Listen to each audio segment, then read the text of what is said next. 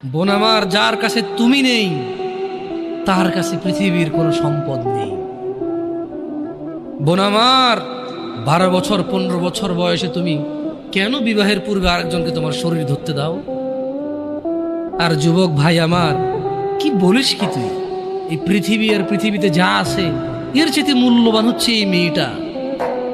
তো এরকম মূল্যবান একটা জিনিস ওর ধরে ছুঁয়ে তুই ওকে ওর মূল্য কমিয়ে দিবি? এত বড় জুলুম ওর প্রতি তোর! তুই আল্লাহকে ভয় করিস না তাই বলে এতটা এতটা কি বলিস তুই?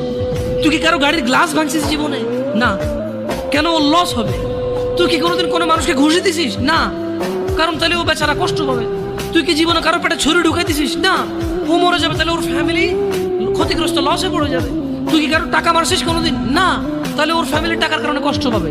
তাহলে তুই এত ছোট ছোট বিষয়গুলো খেয়াল রাখিস যে আরেকজনের লস হবে? তাহলে তুই এই মেয়েটার জীবনটাকে তুই কি করলি? তুই পুরো পৃথিবী আর পৃথিবীতে যা আছে সবকিছু বিক্রি করলি।